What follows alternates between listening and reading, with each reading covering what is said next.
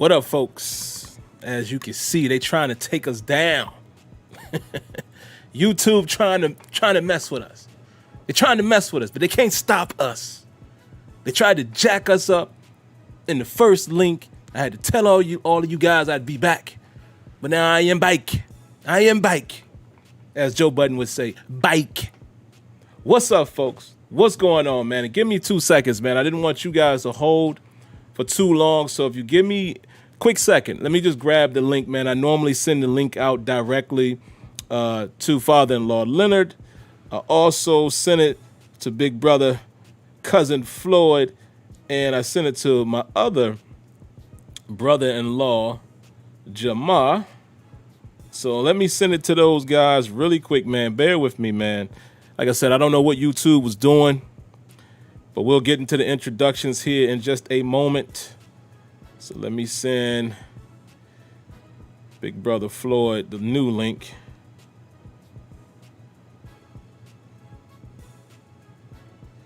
And let me send it to Leonard. And then I'll be right with you guys. But how's everyone doing? Hope everybody is well. And just to let you guys know, for you all that was expecting to see Steel Table tonight, I reached out to Kenya and I let Kenya know that I would go ahead and do the solo show tonight. And the reason being, guys, is I wanted to open the phone queue back up tonight since it's been a while since you guys have had the opportunity to call in. And also since I was unable to do the post-game show, I feel like I got a lot of stuff going on in my mind. So I just want to get those things out. And then Kenya will return next week. We'll do another Steel Table to, recap the season. And by that time, we'll roughly have an idea who's going to make the 53. We'll discuss all of that. And then, of course, a couple weeks after that, regular season. So maybe we'll do, say, 2 more Steel Tables in terms of, scheduled, and then the other ones will come about as they come about. So we shall see. But, yeah, good brother Kenyon will be back next week. Hopefully we can get Tony on as well, either next week or the week after before the season starts. But before we go too far, man, let me say hello to all of you all. And, again, I apologize for you guys, man, that was sitting at the other link, had to shut that down and redo it. But, that's what we do. We Mac Canada that thing. We call it audible really quick. You know what I mean? So they can't stop us. But what's up? Bill C117, Rel Facts, Miss Lanisha, how you doing this evening? Y Diggy, good brother Tony, Jordan Mid, Jared Devil. Who else we got in here? Michael Garman, good brother Kenyon in the building. Of course, Todd Christian, C. Antoine Hill. Who else we got? My good brother Drip in the building. The Real Deal 999. I like that name a lot. What's up to you? Rel Facts, did I get you already? If I did, great. If I didn't, what up, Rel Facts? And my good brother Ron Simpson Gaming. Ron, man, you already know. I'm not going to disclose everything here, but you already know. Sent you a message, personal message, thanking you for your donation. But like I said, I'm not going to disclose how much it was, but man, truly appreciate that. I mean, I really do. I really do. God bless you, man. I mean, I was not expecting that, but thank you, sir, for that. And I hope you are well. Who else we got? LD2 Drippy, Jack Bauer. And speaking of which, guys, y'all don't mind bearing with me for 2 more seconds, do you? Let me update. Give me a second, guys, because I want to do this thing right, man, because I posted the link also. And, I posted it in a couple Facebook groups that I'm in, man. And now that one doesn't work. So let me fix that. Y'all don't mind bearing with me for 2 seconds, right? I got to do it right for Steeler Nation, man. So don't want the wrong link sitting out there, man. So let me delete that and repost. Give me 2 seconds, man. Talk amongst yourselves. But how's everybody doing, man? I hope everybody's well. I hope everybody is well. I still is looking fairly decent. I did finally got an opportunity to watch the game, and I watched it late Saturday night. You guys know I was out of town. I was in Virginia doing the thing for my dad. Some of you guys know. That turned out very sweet, very special. You know what I mean? So we did that, and then I did watch the game super late. You know, when we got to where we were staying for the night, and it was late, but I was able to digest a decent amount of it. And then I watched it again. I want to say late Sunday, and then I just watched it again, maybe about 3 hours or so ago. So just letting you guys know that, and we'll talk a little bit about it. I won't dive crazy into it only because, I don't have the all 22. We got the preseason version, so you can't really see it how you want to see it. You understand what I'm saying? But I made some notes that I wanted to kind of talk about here. It's a family affair. I get you guys involved, so I'll hear you guys' opinions and things of that nature. And then, of course, got a couple little things to talk about. A surprise waiver, but maybe not so much a surprise. So we're going to get into all of that, but I'm almost done, guys. Almost done. All right, let me post this link one more again. All right, let's do it. Let me take a sip of water, and then we will dive in. All right. I'm sorry for smacking in you guys' ears, man. I apologize. But let's see, where do we want to start, man? So much to talk about, so much to get into, man. So just to give you guys an overview of where I'm going tonight, we're definitely talking about the Muth. The Muth is the truth. We're going to talk about that. That's going to be the main topic, if you will. Talk a little bit about the Steelers, nickel package and predictions. We saw something new in this past game, and more so what we might have expected. We'll also talk about how did Joe Schobert perform, my many notes from the game against the Lions, and then as well the Steelers reducing the roster to the 80. We'll talk about that because, again, there was a shakeup there that maybe it was surprising, maybe it wasn't. And then we'll talk about T.J. Watt, man. Reportedly T.J. Watt will be signing a massive deal after the last preseason game, so we'll talk a little bit about that. So what I will do, let me go to my notes, man, and let's hit the high-level things first. And then we'll come back, and it sound like we got something in here. Oh, Shadow Slayer. Appreciate it, man. Appreciate the donation. Round of applause. Hopefully you guys are hearing that. Maybe you're not, because I did change the output on the round of applause. So if you didn't hear it, my bad. But thank you. And actually, let me make sure that's working. Hold on, guys. Y'all know me, man. I'm all over the place tonight. But y'all bearing with me, right? And we're going to read your comment. Hold on. Let me see, where do I have the applause going? I had it going through the browser, so you guys probably heard it. So round of applause. Thank you very much for the donation. And now let's address what he has here. He says, Sim, I watched the media and they say that the Browns and Ravens are better. The only thing I see that they have is a better offensive line. I don't think we that far from the Ravens and Browns. What are your thoughts? All right.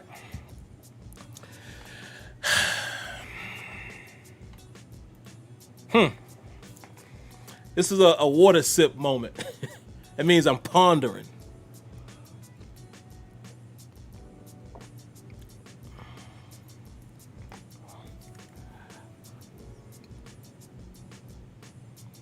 On paper right now, the Browns are better than the Pittsburgh Steelers. I said it. On paper. This is on paper. Paper doesn't mean anything. Let me explain to you why. And this is all projection, right? As far as what we know, not what we're going to see. So I'm not even going to say projection. As far as what we know, Browns have an outstanding offensive line. Browns have some pretty nice talent at the wide receiver position and tight end in terms of people who can stretch the field. The Browns have one heck of a running game and a running game tandem. The Browns have a very decent, more than serviceable Baker Mayfield. Is he great? No. At least not to me, and that's not being biased, but he's not bad. He's capable of running that offense. Getting them on the move, play action, bootleg, et cetera, et cetera. They have a pretty solid pass rush. What is to be determined is what Clowney will bring to that pass rush. But, I mean, Myles Garrett is Myles Garrett. Decent cornerbacks. Safety position, I'm not ready to say that they're okay. You know, there's some talent there, but I don't know if they scare me. And I could be wrong, so you guys help me out. I can't really quite remember what their linebacker core looks like, but I think they're okay there. So I would say on paper, right now the Browns are probably better than the Steelers because they're more proven in terms of what we saw them do last year. However, I do think the Pittsburgh Steelers has a very solid chance to be, perhaps, again, the king of the North.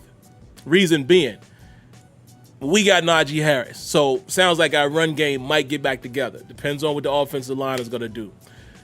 We have a Ben Roethlisberger who's saying he's healthier than he was last year in terms of his arm. We have weapons at wide receiver. We have weapons at tight end. The Muth is the truth. Defense, we still got to see how everybody gels together. Some people are saying we lost Bud Dupree. We got Melvin Ingram and Alex Highsmith, who both are looking, Alex Highsmith is looking out of his mind right now. Let me just say that. It's preseason, but let me just say that. And Melvin Ingram is looking like a healthy Melvin Ingram that's going to be a serious problem in a rotational. Whatever we're doing on that right side, whether it's Highsmith or Ingram and whoever's in there, very solid compliment to TJ Watt. We still have Minkah Fitzpatrick. We still have Terrell Edmonds, which I think Terrell Edmonds is probably at least on the level of the safeties I'm thinking that the Browns have, right? As far as his spot. Cornerback position, we still got to see. We can't just go out there and say that James Pierre is going. We don't know.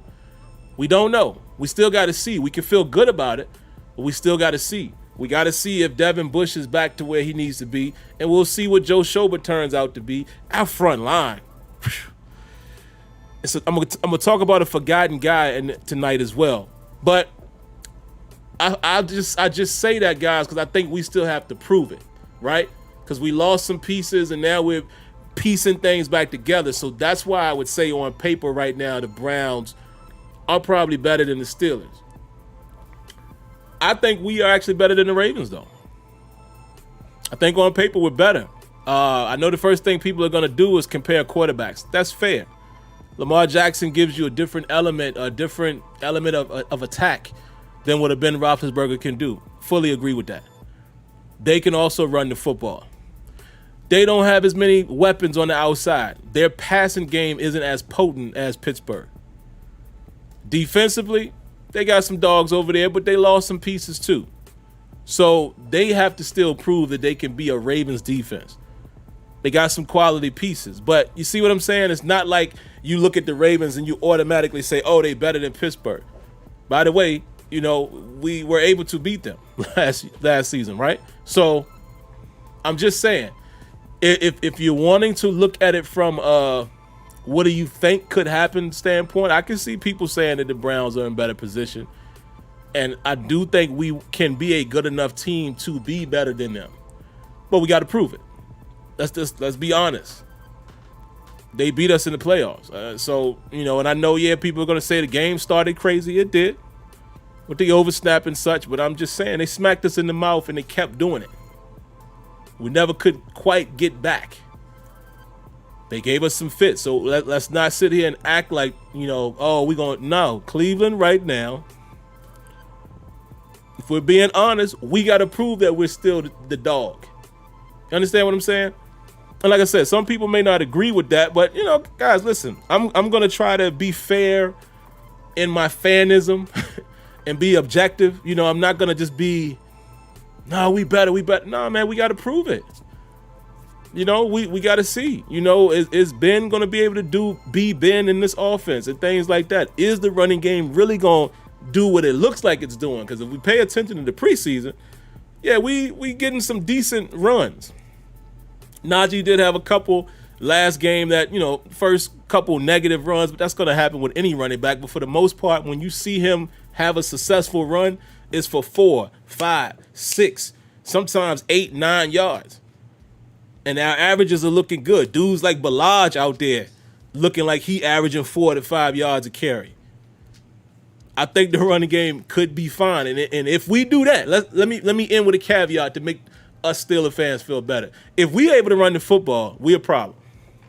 We are a problem for all of them teams because of the veteran quarterback that we have. And because of the defense, I think we can be, even though we got to see, because a few pieces are missing and some pieces are filling in. We'll see. But if we able to run that football, yeah, then I'm talking, yeah, we better than them. Fair? All right, so let's get back to what I was going to say, guys. Thank you. I appreciate that, Shadow Slayer. That was a good conversation, man, to get me going. So where do I want to start? How about we start with some of my notes from the game, and then I'll hit some of those topics to end out the show. And like I said, guys, I made light notes, very light notes, man, because, again, I couldn't dive in. It's not all 22, so, you know. Eric Ebron has to catch that football. You guys know what I'm talking about. It was a moment when Ben was being Ben. You know, Ben being Ben. We all know what that means. The Ben of old. You know, guy gets a little bit around the core four. Ben steps inside, and that breaks to his left and circles back around, comes back to his right, heaves it down the field. Y'all remember when he did that to Heath Miller that time? We all remember that moment, right? Comes to Eric Ebron, and Eric Ebron is unable to come up with the catch. True. The DB was there. Looked like he might have got his hand in there, but I feel like in those situations, you got to use your big body. Okay, put yourself in between the ball and the defender and get your hands out. That's why a lot of times you hear them say, receivers, coaches, and stuff will say, look, you know, catch the ball with your hands. Don't always catch it into your body. Because if you extend and go get that ball, it's probably a catch, right? Because, you know, I don't know if y'all can really see it that well, but a defender's arm is in here and your hands are out here. You're able to catch it. So I would like to see Ebron come down with that one. And again, sometimes you have to give credit to the defender, because if that was a Steelers defender that did that, we would be praising him. But come on, Ebron, you got to make that catch right there. Like, those are the moments where you have not only us, but the coaches and quarterbacks become, you know, confident because they see that you can make the combative catch or what have you, especially after all of that. Like, think about this. That's one of them plays that if it's the regular season, that ignites the crowd. That ignites the sidelines. That ignites the players on the field, and it deflates the defense. You know, those are those moments sometimes that can turn a game. You know, think about a pass rusher. They sitting here like, yo, man, I did all of that, and this dude's still able to get away and heave it down the field. It's deflating. It deflates the opponent, ignites the crowd, ignites the sideline. So that's why I pick on that play and be like, come on, man, you got to make that catch. Just my thoughts. Your hands got to be out in front, man. Now, here's a guy I wanted to talk about in terms of the defensive line. Are we sleeping a little bit on Chris Wormley? Chris Wormley popped up a little bit as I was watching that film. There was this one play, I think it was in the first quarter. Did I document when it happened? Nah, I didn't put the time, but I think it was in the first quarter where he destroyed this dude. I mean, destroyed him, pushed him like 5 to 6 yards in the backfield, and the dude fell out like. And if you pay attention, Chris Wormley has those type of moments. So the reason why I'm saying, are we sleeping on him? Of course, he's not a starter, but is this another guy, man, that we, at some point, we're looking at and saying, yo, he turned into a alu-alu, meaning a guy who we pick up. He's a rotation piece, a backup guy, but when he comes in, he's able to hold it down. So I'm going to watch him a little more because I'm pretty sure we're going to see a lot of him, I would expect, come Friday, you know, in the last preseason game, only because of his, you know, depth chart position.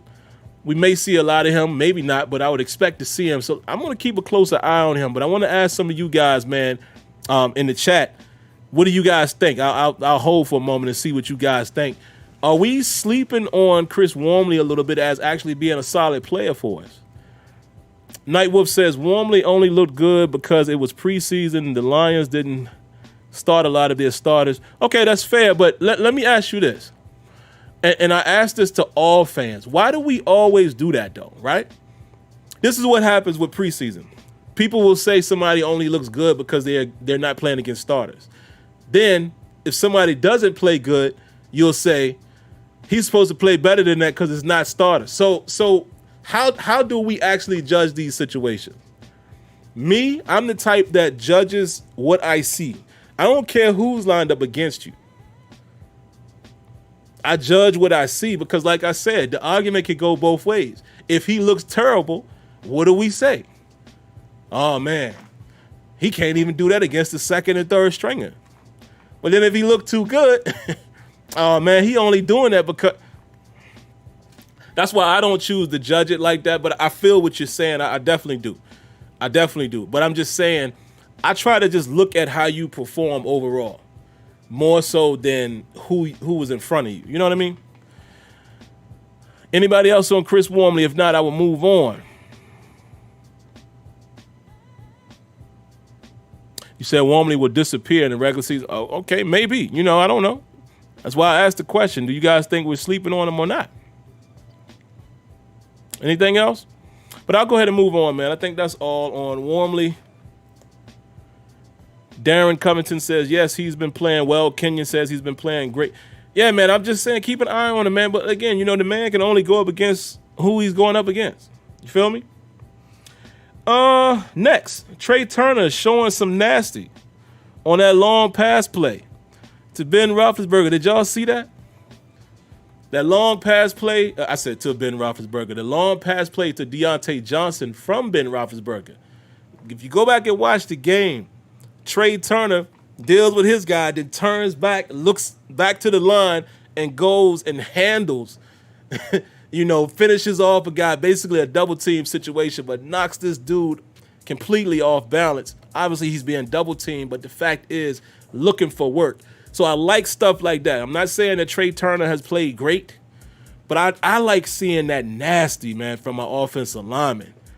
In a clean way. As long as you're doing it clean, but you're just showing that fight, that grit, that nastiness. I'm going to go find somebody and punish them because the play's not over.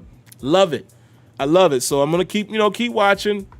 I got to go back and watch the game one more time, man, because what happens a lot of times when I watch the game, I start watching everybody, but now when you rewatch it, I'm only going to focus on, and I won't have to watch the whole game, but I'll maybe watch the first half, and I want to focus on the projected starting offensive line and kind of judge everybody from the offensive line and see what they're doing. But wanted to point that out, man. My man showed some nasty. Next up, I'll talk about Kendrick Green, man. It was at the 7-minute and 37 mark of the first quarter. Same situation. It was a run play by Najee Harris. I think Najee picked up 6 or 7 yards on that play. This dude, Kendrick Green, is a finisher. He's a finisher. And we saw that in college. He goes to find something. And he's trying to stomp a mud hole through you when he gets to you. Love it. So he had another takedown type of block on that play. What I will say about Kendrick Green, man, I do still feel like, even though I heard Tomlin say that, the tape is doing him well because he's getting better from watching his tape. But Kendrick Green, and I said this last week, man, he's going to definitely have to be perfect almost with his technique because he's going to get overpowered at times, in pass pro, especially when it's, a bull rush, bigger guy in front of him. That's probably going to be his weakest area, but I still like him because, again, I like his will to. His will to and his tenacity, I think, is what's going to take him to the next level. I think that's going to allow him to be great. Because when you have that type of tenacity, I think you want to learn. You know what I'm saying? I think you want to perfect your craft when you're that type of dude. Like, you're trying to be great. It's just, he's going to have some limitations. But either way, man, he's still a rookie, so let's see. But you watch this dude on runs, man, when he can get a one-on-one situation or if he's out in space, really like what I'm seeing from him. But like I said, his pass pro isn't the worst because there were some opportunities as well that he looked decent in his pass protection. But, when he's going up against these bigger and stronger guys, bull rushes and power are probably going to be his weaknesses. So it'll be cool, man, for us to see if he ever is able to do anything to combat that, or if he ends up being like a Marquise Pouncey. You know, Marquise Pouncey had those same issues, so he could still be successful. Let me ask y'all this question, and I'm gonna definitely give you guys time to answer this. Should Juju have caught that pass down into the end zone, down the right sideline from Mason Rudolph? It was a one-on-one situation, and he kind of had to dive out for it. And again, without having the all-22, they didn't show all of the angles. But do you guys think Juju should have came up with that catch? There's a reason why I'm asking this question, by the way. But I want to hear what you guys have to say.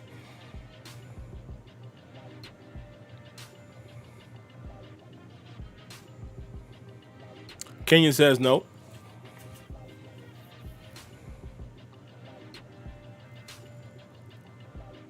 Oh, Kenya might be referring to something else.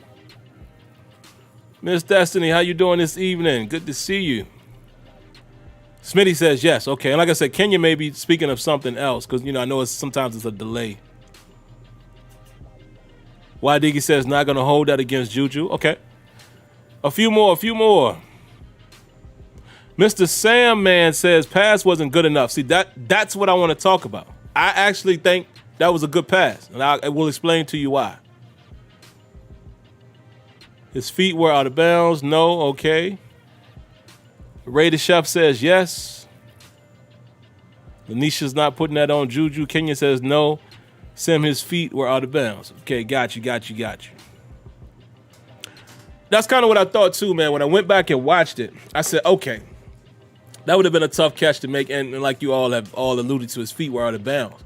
But I actually thought that was a decent throw. What do y'all think? Do y'all agree or disagree with me? I think in those situations, you put the ball where only your guy can get it. Now, you know, again, it's tough to gauge, man, looking at the TV tape. Could Rudolph had put it a little more inside where he can keep his feet in bounds? But I thought the location of the ball wasn't half bad, especially when you're throwing into the end zone. It's not like we know he ain't Aaron Rodgers. You know what I'm saying? So the placement ain't going to be beautiful, but I didn't think it was necessarily a bad placement if, in fact, he was trying to only put it to where Juju could get it, right? Let me see what you guys got.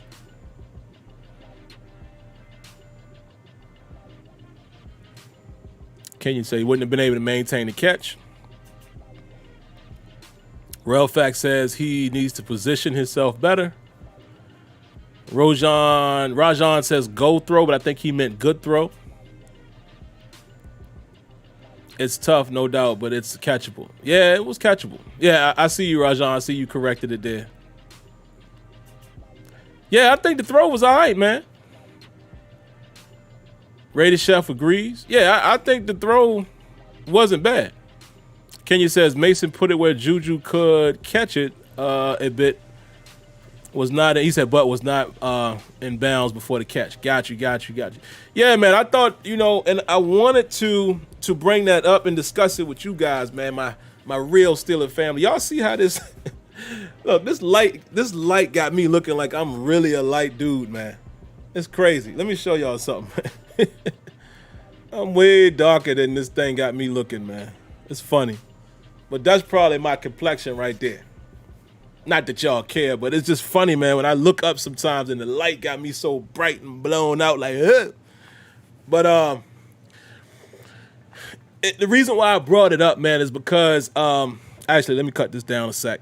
There we go. I think we're good right there.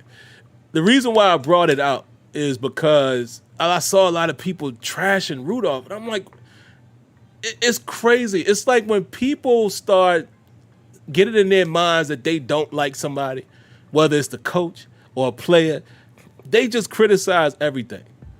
I thought that was a good throw in that situation into the end zone in a one-on-one. That's it. I'm not praising him. I'm just saying, I thought It was a decent throw, and Juju had an opportunity to make the catch. You know, trying to keep his feet in bounds and stuff was going to be difficult. But what I'm saying is it wasn't what I was seeing online. What people were saying, like, come on, it's horrendous, man. It drives me crazy. But I don't know. Let's keep it moving, shall we? Leonard said, light skinned Sim. Yeah, it's crazy. Got me looking like, not that y'all know I ain't one of them. You know, listen, my wife and my son is light skinned. So I love all shades of colors. It's just, I laugh at me because people sometimes, I've actually met people in person, right? Like for gaming stuff. It was like, man, you look so much lighter on camera. And that's because of this light, my key light. It's hilarious. But anyway, man, let's see what else that I have here. Trey Norwood. Trey Norwood is trying to tackle now, looks like. Y'all see that? That boy had a couple one-on-one tackles in open field and on special teams. So that's good to see because, you know, a lot of us, as well as even, you know, Steelers Depot has said the same thing.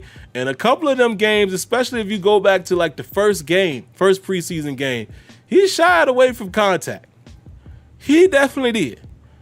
But for whatever reason, in this last preseason game, his tackling improved. It was clear. Nice wrap-up tackle, like nice get in position, shoulder and head on the proper side, and bam. And he went to it. He didn't wait.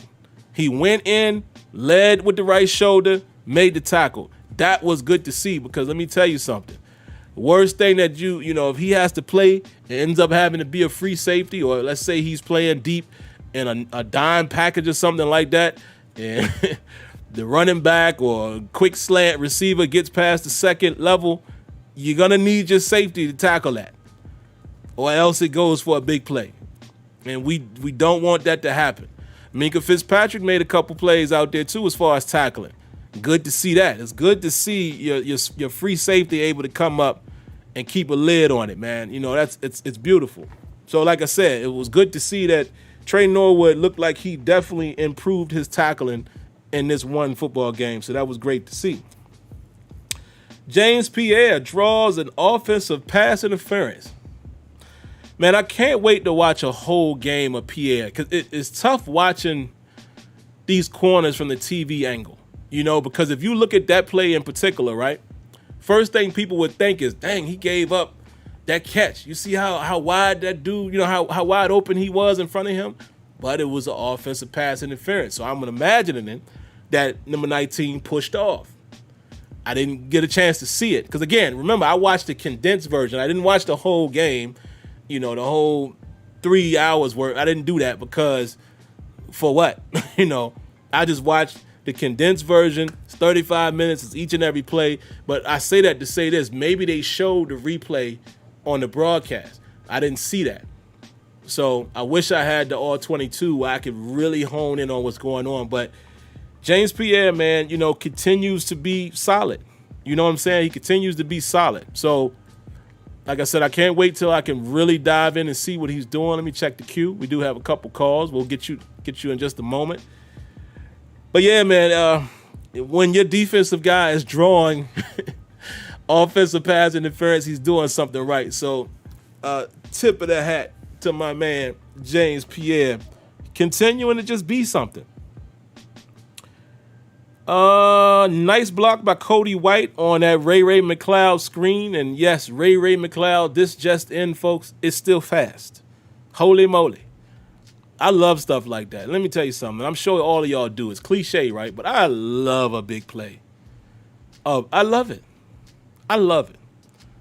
I love a big play. Especially when it's off of just a quick, turnaround throw, safe throw, and Cody White able to, block his guy and actually takes out two guys, and Ray is gone. You know what I mean? And of course, the defense was able to pursue, but still, like 40, 50 yards down the field.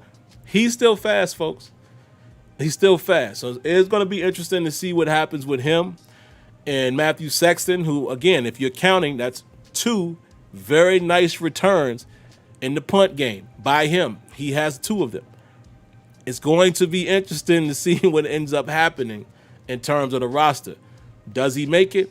I don't know. It's going to be tough. Does the Steelers keep 6 receivers? And if they do, would Sexton be I don't know. It's going to be tough, but at the very worst, I think he's a practice squad guy. When you make 2 solid plays like that on special teams, I don't think the team lets you go so quickly. And then also I have here, man, a question for you guys. Oh, wait. Let's get to another thing really quick. Our running back.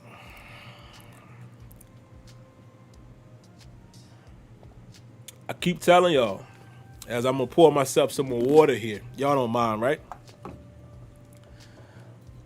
That dude is a man. Najee Harris. Sorry if y'all hear the water pouring, but at least y'all know I'm hydrated, right? Najee Harris is a man. He is a man. If you could check it down. I mean, literally been through it like 4 yards.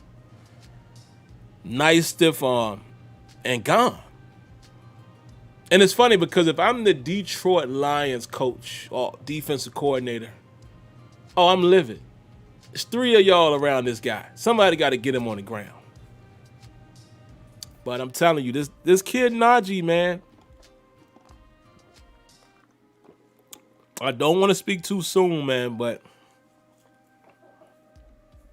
let's just keep watching. Let's watch his career. The word special comes to mind. Special. Yeah. That's all I got on that. Special. All right. So a couple more things, and then we will get to the callers. Before we get to Pat Freirmuth, I got a question for y'all, and I'm going to come in the chat.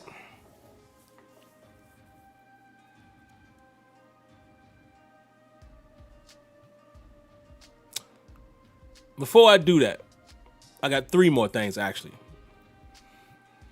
Let's talk about the 80-man roster now. So for you guys who haven't heard, team released Calvin Bundage, Avante Collins, who was a lineman, running back Pete Guerrero, wide receiver Tyler Simmons, and they also waived Antoine Brooks Jr. It says waived injured Antoine Brooks Jr. This is interesting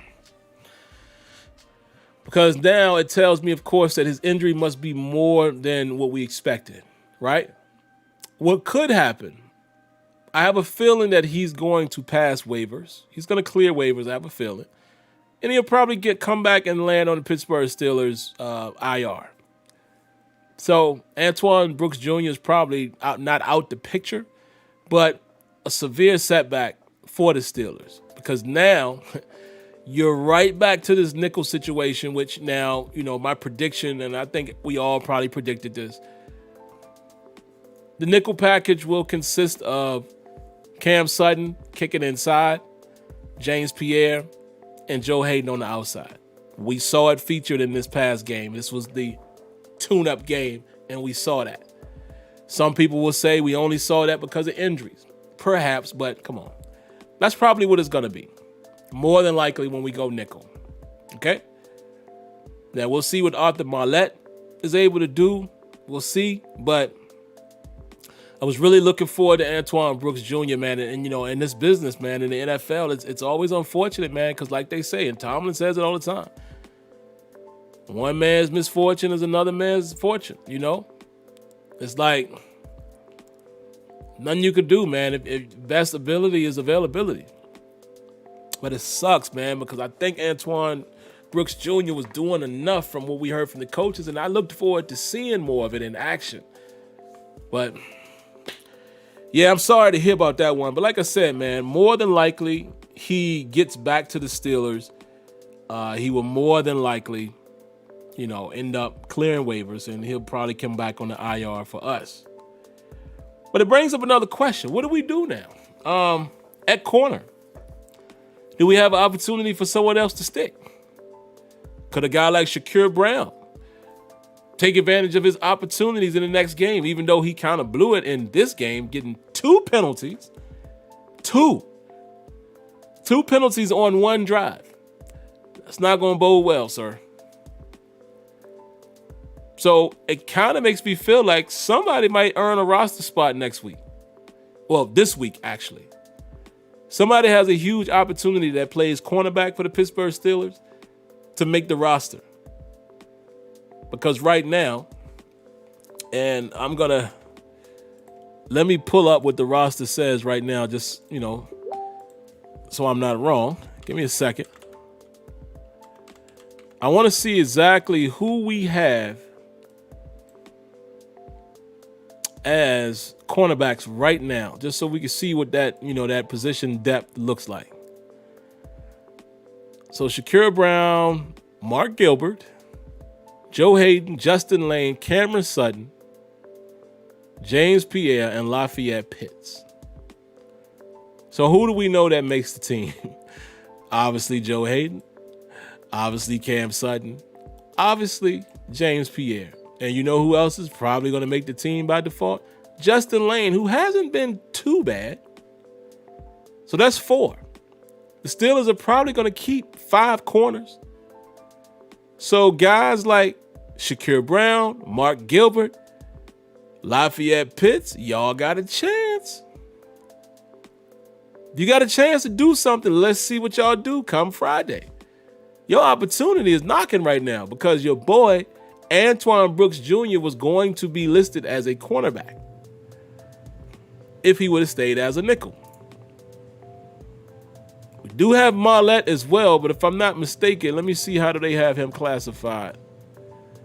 I think they have Arthur Marlette just listed as DB. So, maybe he could take the additional spot. And actually, hold on. I don't even see. Give me a second, guys. I don't even see. Where's Marlette? Or is he still listed at? Yeah, he's listed as a safety. So interesting. So I don't know. But like I said, I feel like anytime you get a DB, and you get a DB who's off, he's out of competition now, I think it opens it up for another guy. So we'll see if somebody forces their way on the team. Last question, then we'll get to the phone calls, and then after the calls, we'll talk to you guys in the chat, and we'll get out of here. But this is for the chat. How do you guys feel about the Steelers quarterback depth now? How we feeling? I'm going to go out on a limb and say, hey, man, it ain't half bad. Both Rudolph and Haskins hasn't played too bad. Rudolph almost threw an interception. I did not miss that. Down in the red zone, excuse me. He almost threw an interception. Should have been an interception. But he hasn't played too bad. But honestly, right now, I would take Haskins over Rudolph because from what we've seen in the preseason, I think Haskins has made less mistakes. But I'm not so quick to pull that trigger because Rudolph, when he's taking shots down the field, he's connected. Even like the little shot to Ebron. So it's interesting, man. But I don't think depth ain't too bad right now. Again, we're not talking about franchise quarterback, but I feel better about the 1, 2, and 3 than I did coming into the season. After seeing these guys play in some real action, I feel better about, you know what I'm saying? So we shall see. But what do you guys think, man? I'll read a few comments. Then I want to get to the calls.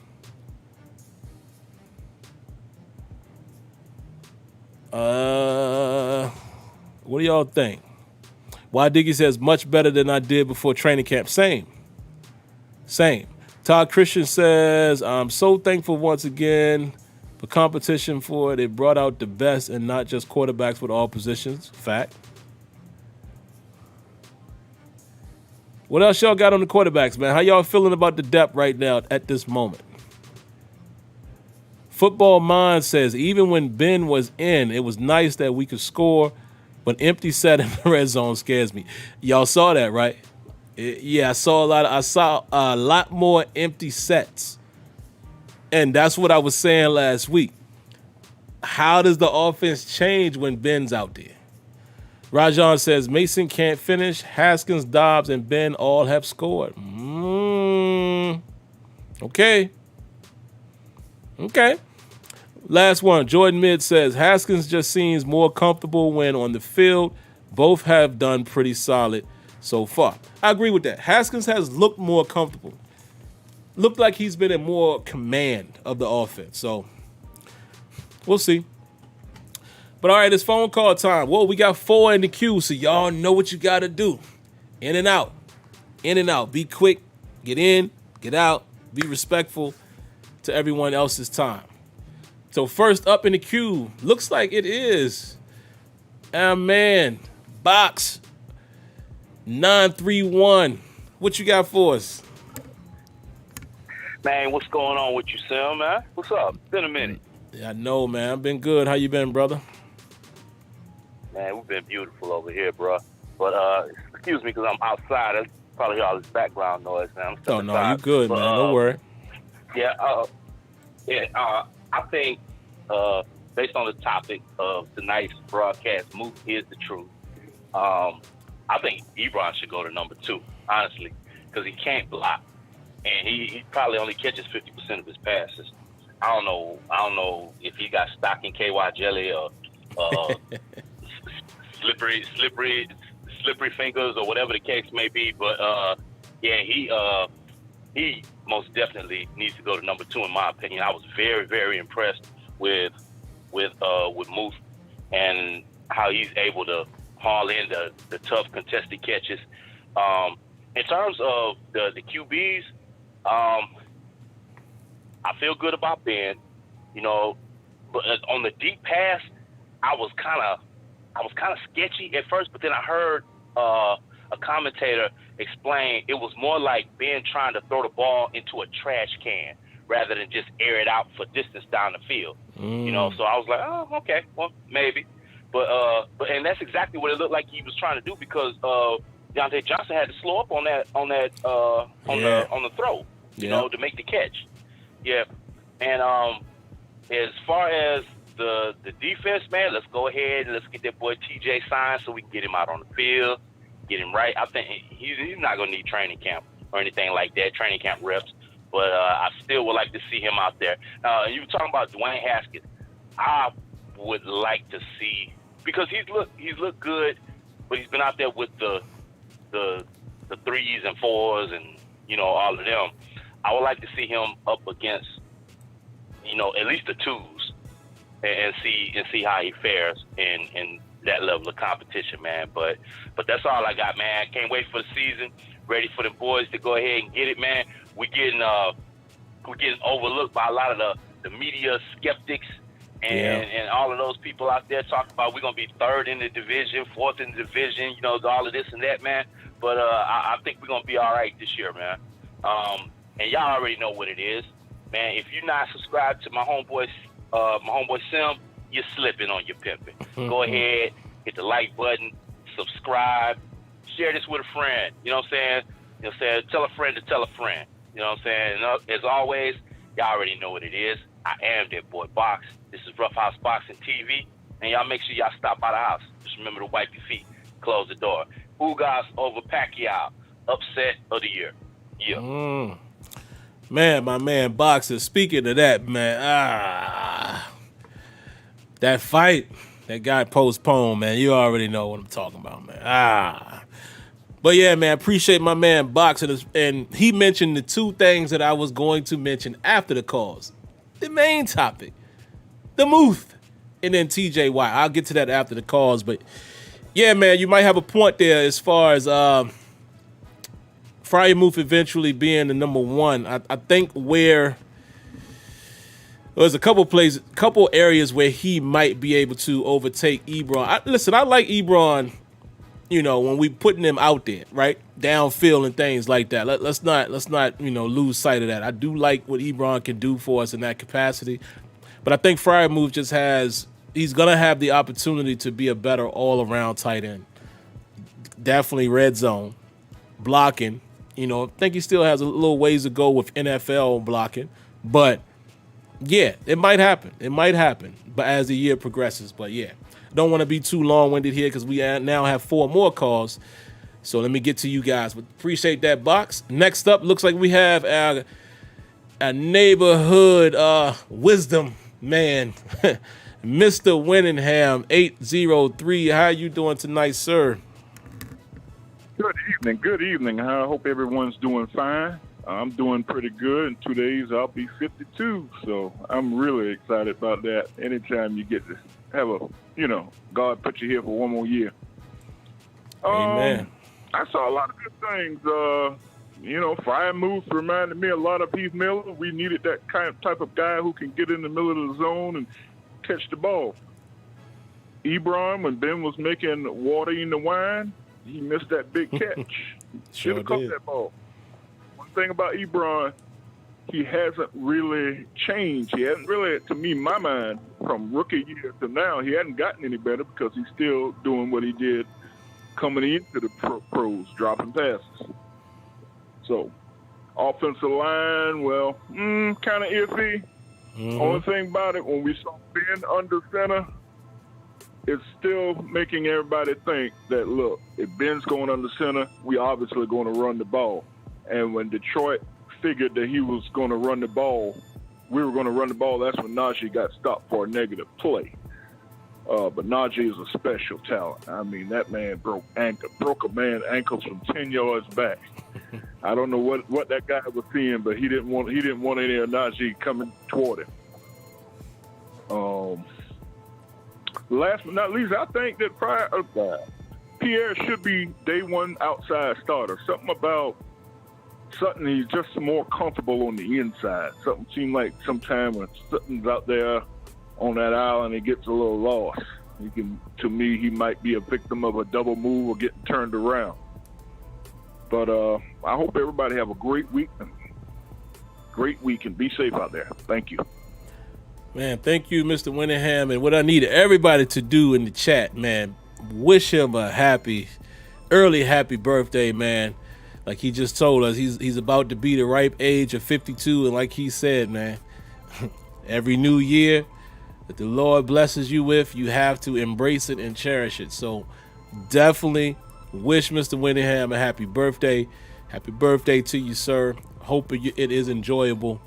And hey, maybe our Pittsburgh Steelers will give you another nice preseason win a day after your birthday to celebrate. But I'll just talk really quick on his last point. Yes, I fully agree with that, man. Not saying that Cam Sutton can't play outside, but I mean, y'all know how we are. We biased, right? When we see something we like, similar to Juju being on the inside, if it's working, let's go with that. We've seen Cam Sutton play in the slot for coverage, in place of Mike Hilton. I like to see him inside. Again, I'm not saying he can't play outside, but if I'm being honest, it's just something about Pierre. Pierre has a presence out there. I hope you guys know what I'm saying by that. I don't feel the way I felt about Sutton on the outside as I watch Pierre on the inside. As I watch Pierre on the outside. I don't feel the way we were feeling early on. You know how we kind of was like, it's something quite not right. I know it's preseason, but something about Sutton just didn't look like himself out there. And Pierre looks the more comfortable. I mean, whether he's, getting a PBU or he's in tight coverage, and of course, everybody's going to give up a catch or two here and there, of course. But he just looks like he's supposed to be out there, if that makes sense. He doesn't look uncomfortable. And it was cool to hear Joe Hayden talk about how well this guy is technically sound, and I love it, man. Pierre might end up being something. We'll see. The real test gonna come during the season, so we shall see. Next up is area code 443. What you got for us? What's up, Sam? It's Drip. Hey, what's going on, man? Notes from the game. I was watching Arthur Moats' podcast earlier. He does a little podcast, and he was saying the Steelers do this thing called on the Joe Schobert play where he gave up a first down, I believe, to Darren Fells. I don't know if it was his first down, but it was pretty like a decent 8-yard gain. He said that we do a thing called a hug rush, where like what the middle linebacker is, where if that's your tight end and running back in man, you run up and make it look like a blitz, so then the tight end will have to stay in and block.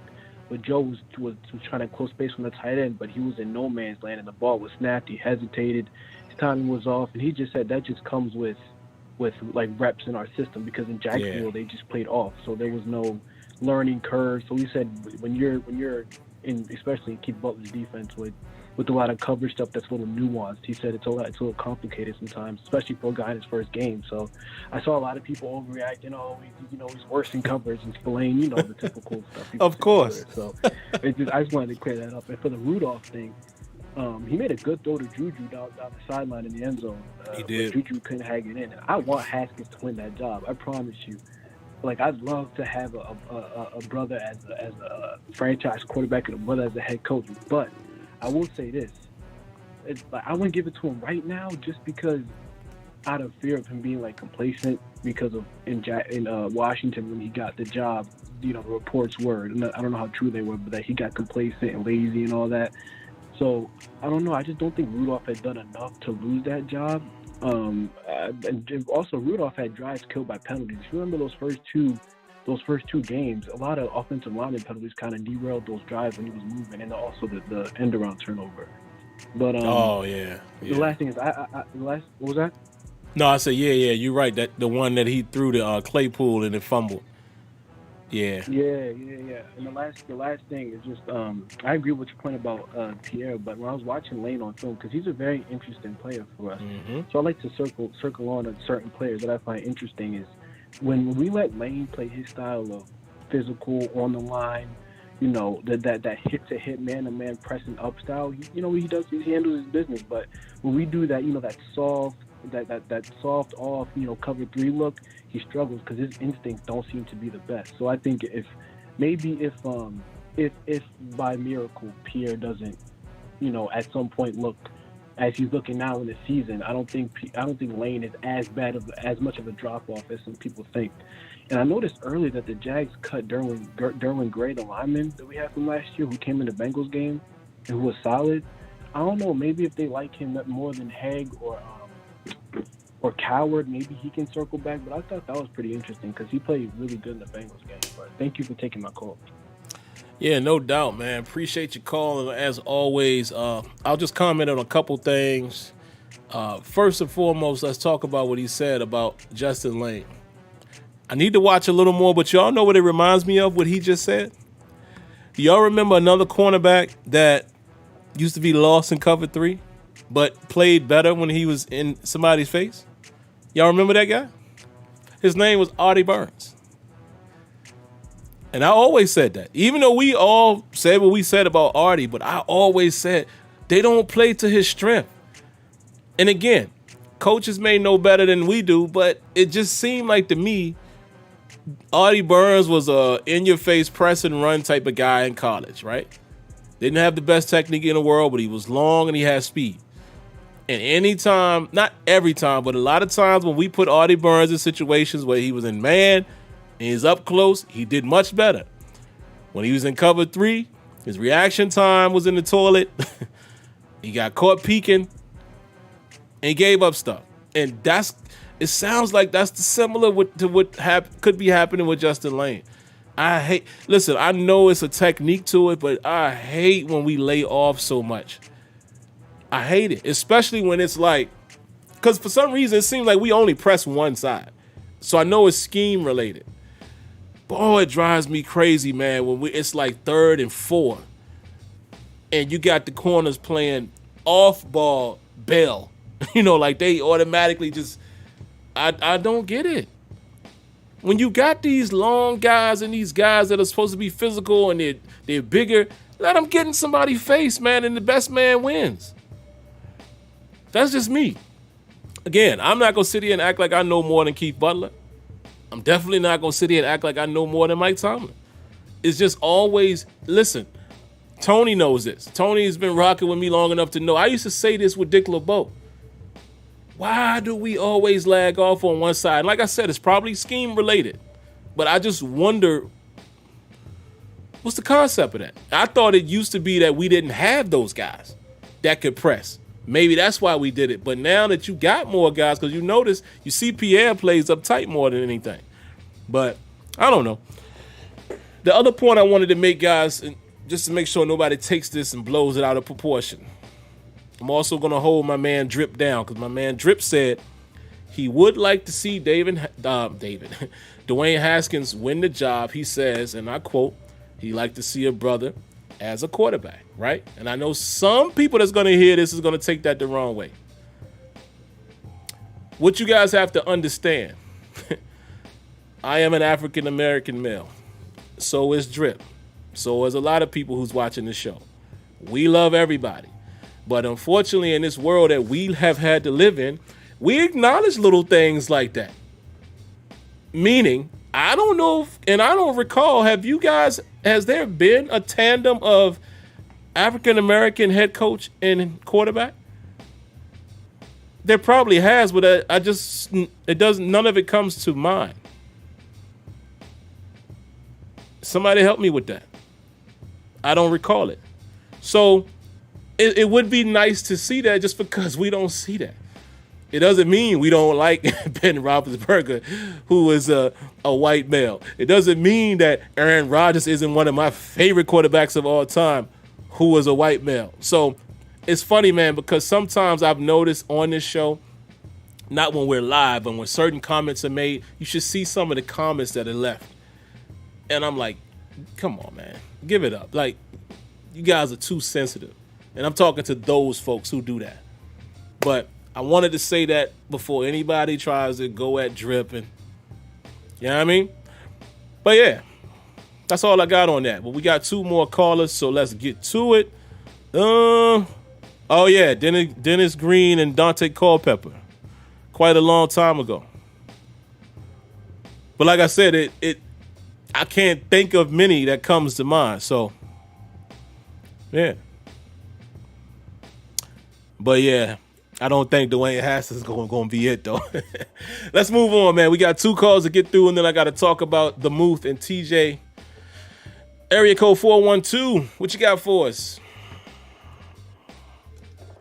Hey, Sim, can you hear me all right? Yes, sir. Loud and clear.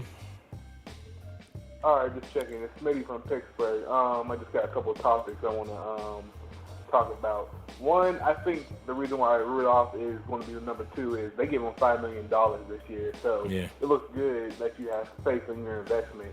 But next year it'll be a different ball game. And the best throw he did have was to Juju, because I think the following drive or the following plays, he missed James Washington on a back shoulder. He missed Eric Ebron in the other corner of the end zone. Then he missed Freirmuth in the middle of the end zone. So that Juju throw was the best throw. Then I also have a complaint on the defense and just scheme related anyway, like you had.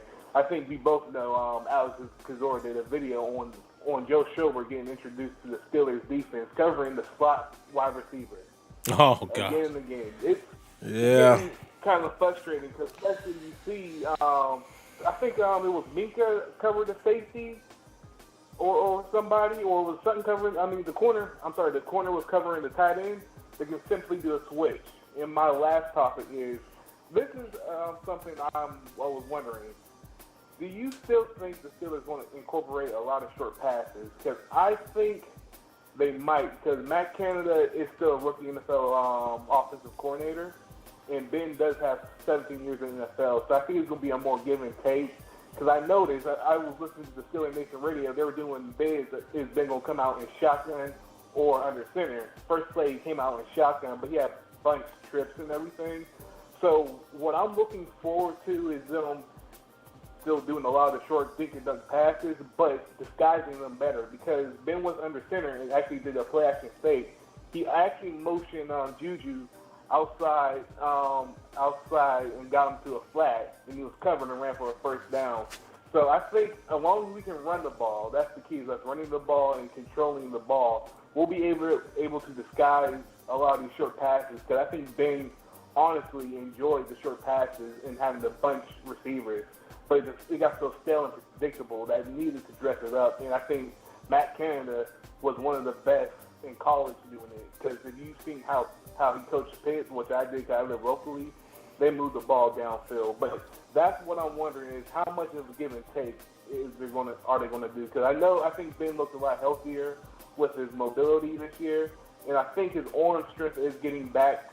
I think they just got to get in range for some of these deep shots, but I still think it's going to be a lot more focused short passing game, because that's something the Steelers do teach. His philosophy is YAG. They do got great receivers after YAG.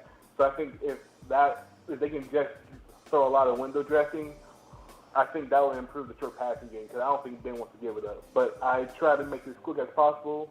Thanks. I'm excited about our boys this year. But thanks for having me on. Man, you're definitely welcome, like always, man. Thanks for calling, and I'll just attack one of your points, even though all of them were great. That defense thing, man. Yeah, I saw it. I saw when Alex broke that down, and I want to go back and watch that play just so I can identify the personnel, but I will say this. It seems like that happens to the Steelers the most when we try to match, like, we're in a base or we're in one of them defenses where it's like, 4 or 5 linebackers out there. I feel like this. It's almost like when you see 11 personnel on the opposite side of the field, you need to just go like base nickel, the way you have enough DBs to cover all of the receivers, whether it's trips or whatever. And it seems like it happens to us quite often. And then, you catch other teams in that too. But with the Steelers, it's such a repeat. They're like repeat offenders, man. It's like, come on.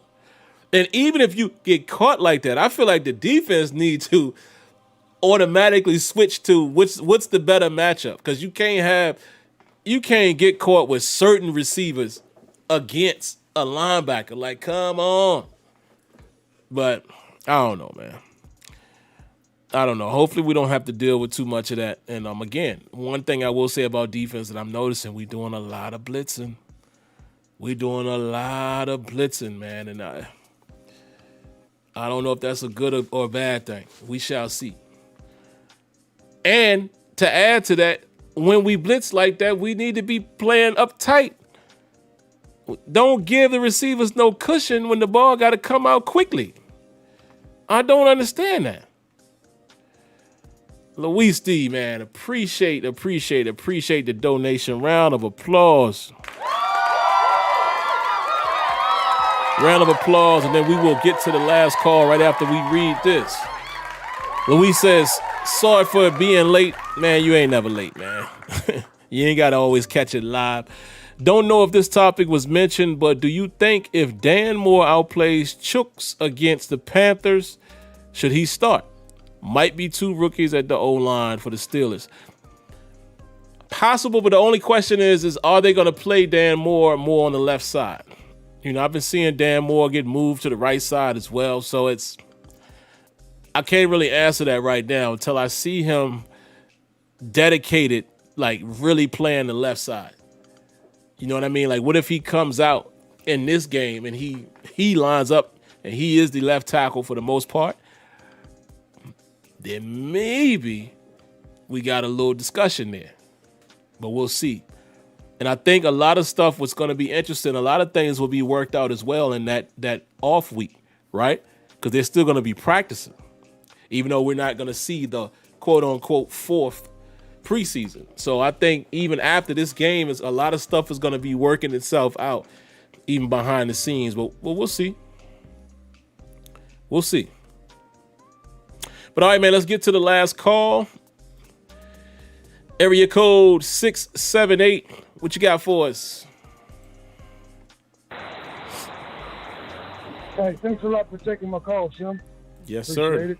Mm-hmm. I just want to say real fast, besides the Dallas Cowboys, I said a couple of weeks ago, the Cleveland Browns are the most overrated team definitely the AFC. We've been hearing about Cleveland Browns supposedly this being their year since the coach and the whole staff jumped in the lake. Until they do something, let's stop talking about Cleveland.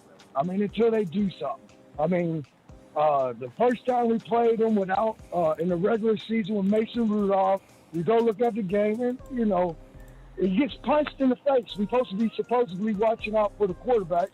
Mason Rudolph gets punched in the face. He throws an interception. We lose by 2 points. And then second time we play them, we had a bad game. We coming back on them. The way Vince Williams is being held is ridiculous. It's ridiculous. And Chubb gets around the corner and score. We lose by 6 points. But that's not going to happen every time. I mean, Ben's record against the whole state of Ohio is very good, and it's going to continue to be so. We're going to sweep the division. Let's put that out there right now. We're going to sweep the division, and we're going to be just as good as we were last year. With the addition of Najee Harris, it's going to be look for the same type of record, 11-0, 12-0, 13-0. It's going to be high. We're going to be fire. And also, I want to piggyback off that one guy. I'm proud also, not only I like to have a black coach and a black backup quarterback, but we have an all-black offensive line. And there was some guy that said our offensive line was going to be terrible, and they haven't even played a game yet. And because of that, I hope they ball out. And I feel as though they will. Because, Sim, you play tailback. When the linemen get a chance to go punish people, they get hot. And that's what you're seeing. You're seeing people getting mauled, laid down on. That's what's going to be going down this year. Thank you for taking my call. Get used to it, Steelers Nation. We're about to be fired. Man, we definitely appreciate that call, and I definitely appreciate the enthusiasm and optimism. Hey, man, it's like I used to tell my man Still Jedi when he used to come in here saying, we going 13-3. We going 14-2. We winning the Super Bowl. I was like, I'm glad you got that optimism for us. We'll see. Do I think we have talent enough to do it? And I'm going to get to Rel Fax's comment here in a moment. Thanks, Rel Fax, for the donation. Possibly. But I'm still a wait-and-see type of guy, and I can't overlook Cleveland, man.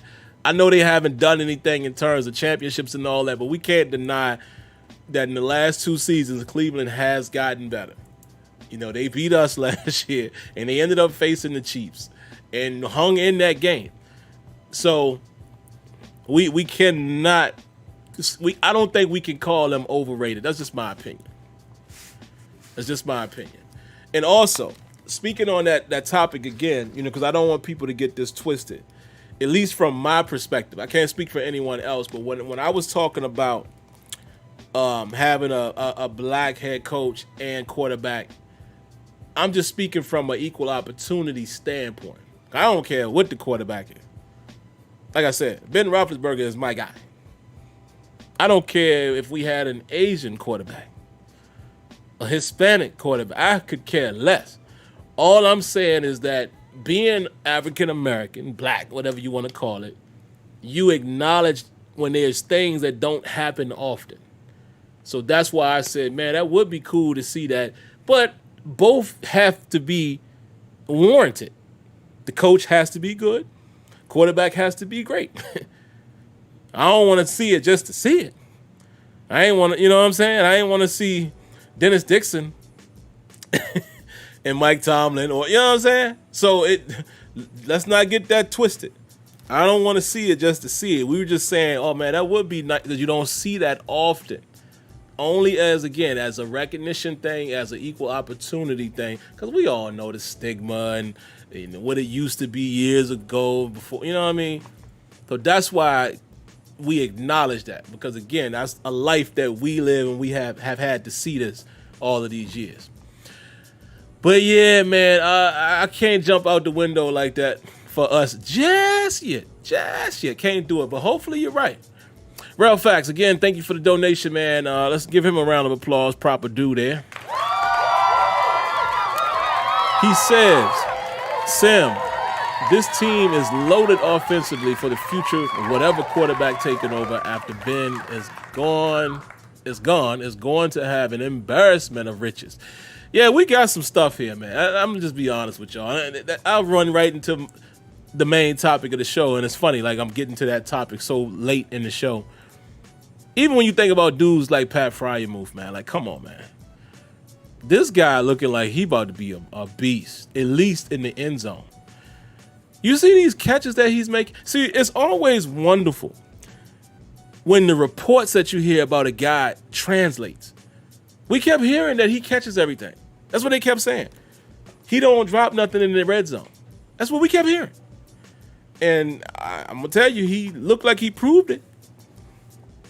And it was cool, man. I don't know if you guys saw his interview, but when he was saying, and most of us knew this about Ben anyway, when they talked about how Ben throws inaccurate balls on purpose early on to see where your range is.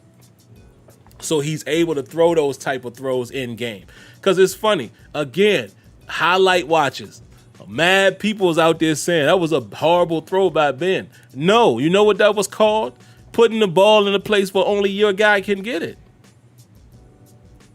And we have a guy that can go get it.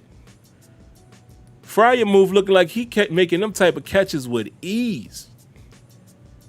And when you could get a dude that's that big, you know what I'm saying? That size of a guy, and you can take advantage of your matchup and put the ball over here and he can turn. Bruh, he's showing that, yeah, he got hands. That part of his game is showing up. So that's why I said the Muth is the truth right now. Let's see if he develops into being, you know, an all-around tight end, which I definitely think he has the opportunity to. And yeah, we keep hearing the Heath Miller comparisons. Slow down. But early on, it looks like he could be that type of guy. An all-around utility guy that's going to make the tough catches. I love it. I love what I saw out of him in this game, and it was really good to see that, you know, because he kind of had a slow start, but it was really good to see him bounce back in that type of way and have that type of game. So shout outs to Pat Freirmuth. Now, last but not least, man, TJ Watt, and I don't have much to say here, but it needs to be said.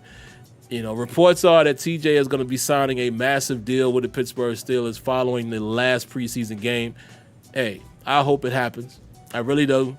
We all know that's the reason why he hasn't really been out there. He's been supportive. He's been out there with his teammates. But that's the reason why we haven't seen TJ Watt, for the most part, in any type of drills, any team. You know, he's been doing drills, but he hasn't been participating in any team activity in practice and or preseason. And you know what everyone is basically saying, and the coaches has pretty much said as much.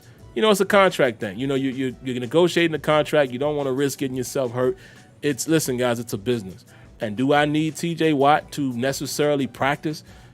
No, I don't think I necessarily need him to be playing in the preseason.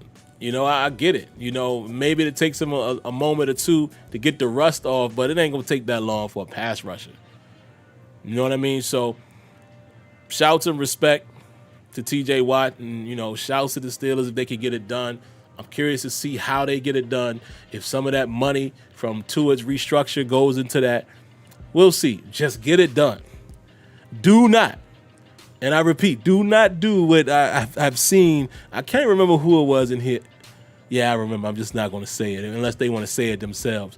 Remember, homie was saying in the chat, let's trade TJ Watt or let's not sign him. Man, are you crazy? It's so funny, Steelers fans. I tell you, all this time we've been trying to find this premier pass rusher, and now you don't want to sign him. Like I don't understand that psyche. I do not understand that from a Steeler standpoint. Y'all remember the guy? I'm not gonna say his name, but like I said, if he wants to speak up in here tonight, go ahead. That's just crazy. Don't sign TJ Watt. What reason? On what planet would we not sign the defensive player of the year? Arguably. He definitely should have probably won that. Even though I love Aaron Donald. But come on, man. Like, bruh, there's no explanation that I will accept for anyone from the Steeler fan base that tells me we should not sign TJ Watt. When we have been looking and dying for an elite pass rusher. You stumbled up on TJ Watt because he was not the highest projected first rounder. He was our project. And now you don't want to pay him? Come on, man. I wish I had the sound effect. Come on, man. I need to bring that guy in the office. You must be bugging. I don't understand it. But anyway, that's all I got. We could get out of here on this one.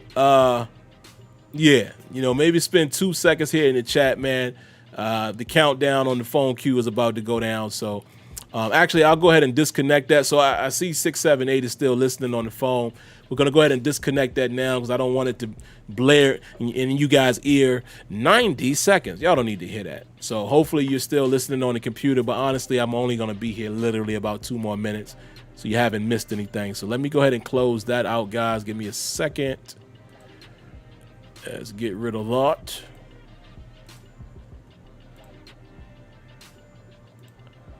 All right. Couple minutes, guys. What do y'all got? Quick.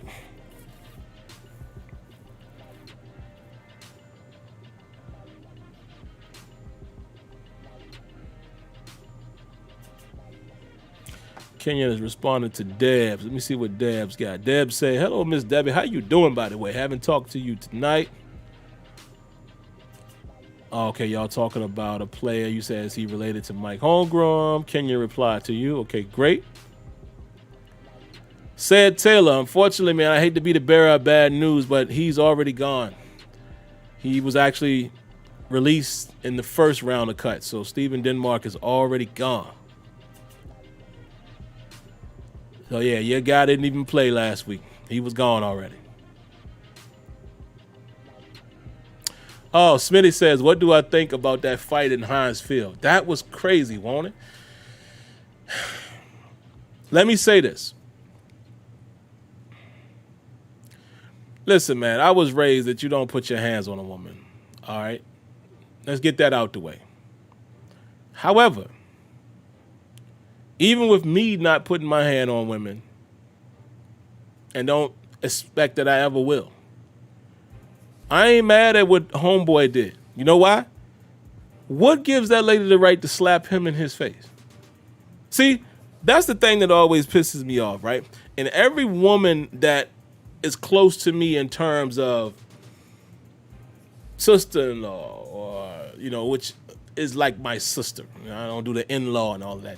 Cousins, nieces, just women that I've been friends with over the years growing up. I've always said, do not give a guy a reason to put his hands on you, because all dudes ain't like me. They ain't like a lot of guys that you think are good guys and they won't put their hand. They not like that. Some guys don't live by that code. Some guys will knock your head off. So keep your hands to yourself. The lady slapped that man in the face after, quote unquote, disciplining her guy, right? Telling him, chill out. Then she turns around like, and I don't mean this in a sexist way, but I think even the women in the chat will understand this. Then she turns around like she's the guy, right? She told her dude to chill. Then she stands up like she's going to defend her and her husband instead of letting the man talk.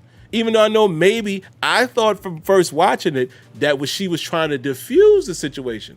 But no, she turns around and she slaps my guy in the face. And you know what he did? He reacted. I'm pretty sure, I don't know this because I don't know this man, but he might be a law-abiding citizen, right? Meaning that he's a perfect gentleman, doesn't put his hands on women. But that might have been a reaction to being slapped in the face. She caught some. Her man caught some. And it is what it is. But you know what I was proud of the most? The people in the background saying, no. She hit him. Round of applause.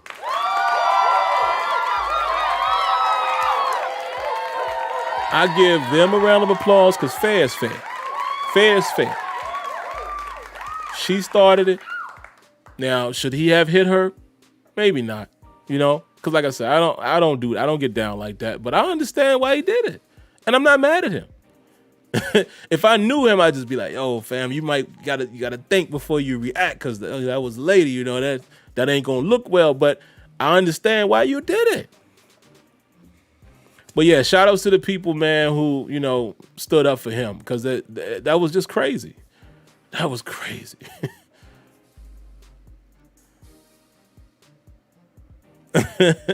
007 said the boyfriend took a shot and turned into jelly. Yeah, it was Rap City on him, man. What else y'all got? The Real Deal says, I knew dude was going to get knocked out when his own wife told him to shut up. He didn't even want to squabble. Squabble. Yo, you from the West Coast, The Real Deal? I know a lot of cats I know from the West Coast say squab and squabble. Yeah, man, exactly, Anisha. Don't start nothing, don't be nothing. Like I said, listen, he probably shouldn't have swung at old girl, man, in the grand scheme of things. But at the end of the day, what right did she have to slap this guy in his face? Come on, man. But yeah.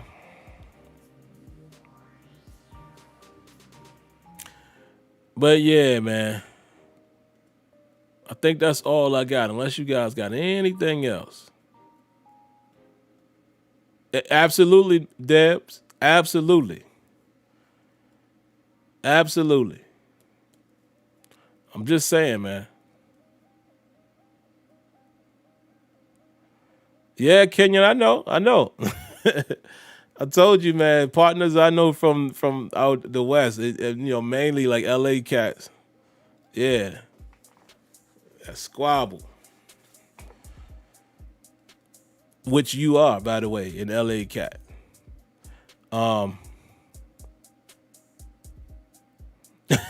Jordan said he had his hands rated E for everyone. You know what? The funny thing is, I'm just glad I won't dare, because I could be it. Y'all know I go to the game sometimes, man. If I would happen to have been there and just had to been close to that, I'd have just been like, "Come on, man, what we doing? Come on, like we supposed to be in harmony. Like, what we beefing about? I don't get it, because to me it looked like they were all Steelers supporters. I think I don't recall the clothing and outfits that the lady and her man had on, but it didn't obviously jump out to me that they were for the opposing team. I don't remember, to be honest, but I don't know, man. But all right, man, let's go ahead and get out this thing, man. We're gonna go ahead and wrap it up. Appreciate you guys coming out like always. Like I said, man, I did it tonight, brought it back to the solo format just so you guys could have an opportunity to call, man. I had a feeling there was going to be some calls tonight. I didn't want to keep the phone queue away from you guys too much longer. But next week, Kenya will be back. Still table action. We'll just kind of discuss. I guess we'll probably discuss, the entire preseason, man. Who has been consistent? Who's caught our eye? Who are those couple guys from that last game that we think might have made a push for the roster? We'll see. So there you have it. And I will be doing, because the game is, y'all correct me if I'm wrong. Game is Friday, right? If the game is Friday, I will definitely do a post-game show.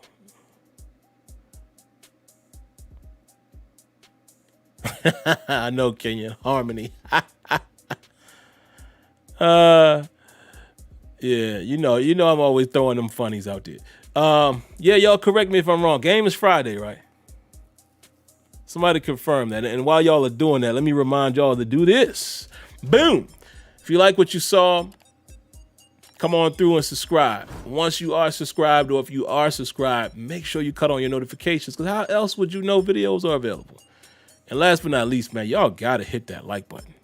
You have got to hit the like button if you like what you saw. If you didn't, feel free to dislike. Doesn't bother me. It is on Friday. So great. Yes, definitely we'll do that. Friday post-game show. We'll chop it up a little bit. And then, of course, Tuesday, back to still table action. But outside of that, man, I'm going to love you and leave you. Time to end the show. Hope everyone stays safe. Be well. Protect yourselves. Yeah, y'all know. We're not even going to say it because it's depressing. But be safe out there, folks. Be blessed. Be well. Good night. And I thank you for tuning in to Terrible Towel Tuesday. Peace.